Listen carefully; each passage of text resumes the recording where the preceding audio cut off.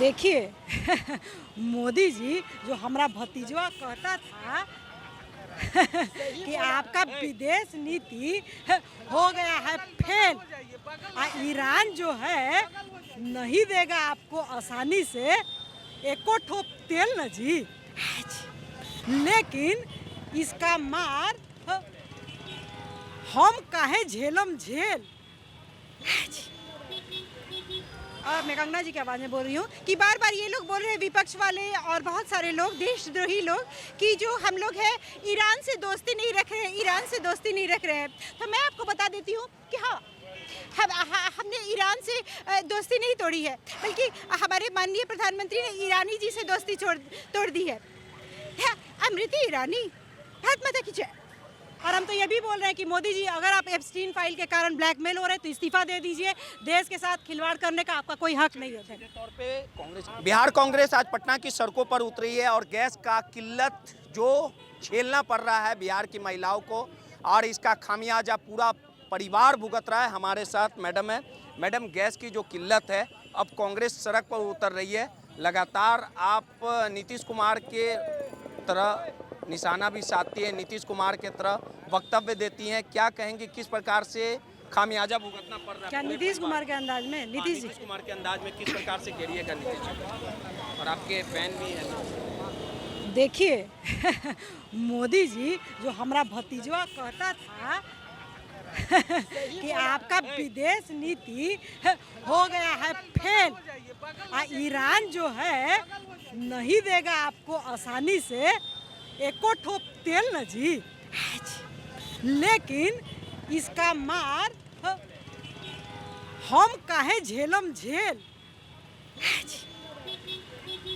देखिए, मैं गंगा जी की आवाज़ में बोल रही हूँ कि बार बार ये लोग बोल रहे हैं, विपक्ष वाले और बहुत सारे लोग, देशद्रोही लोग, कि जो हम लोग हैं ईरान से दोस्ती नहीं रख रहे हैं, ईरान से दोस्ती नहीं रख रहे हैं।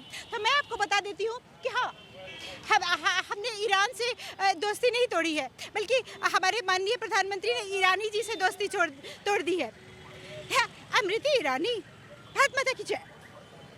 स्मृति ईरानी एक समय था कि सिलेंडर लेके पटना की सड़कों पर उतर जाती थी अगर कांग्रेस के शासनकाल में थोड़ा सा सिलेंडर का दाम बढ़ जाता था। देखिए, इनका तो ये है, किसी चीज़ को ओन नहीं करते हैं। दूसरे जब होते हैं तो ये बहुत हल्ला मचाते हैं।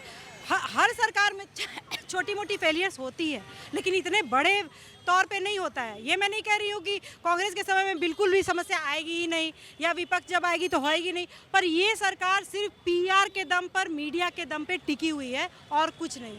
गैस का किल्लत का खामियाजा कितना भुगतना पड़ रहा है बिहार के महिलाओं को, परिवार को? ये भुगतना पड़ रहा है कि मैं गाँव से आती हूँ और मेरे गाँव में जितने भी बच्चे गए थे बाहर, सूरत, पंजाब, हरियाणा, जो फैक्ट्रियों में कमाते हैं गांव के लोग, वो सब वापस लौट आए हैं।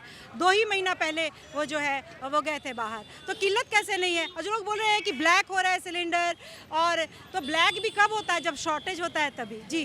जब दोस्त के साथ आप दोस्त नहीं रहते हैं तो यही स्थिति होती है। बोल रही है कुछ इस तरह की प्रॉब्लम नहीं है, समस्या नहीं है। सरकार तो कभी किसी चीज़ को मानती नहीं है। उस समय जब अपोजिशन इनको बोल रहा था कि आपकी विदेश नीति जो है वो फेल कर रही है, ये विदेश नीति सही नहीं है, इजराइल को फादरलैंड बोलना, पुराने दोस्त से दोस्ती बिगाड़ना, तो उस समय तो ये नहीं सुन रहे थे। और हम तो ये भी बोल रहे हैं कि मोदी जी, अगर आप एप्स्टीन फाइल के कारण ब्लैकमेल हो रहे हैं तो इस्तीफा दे दीजिए।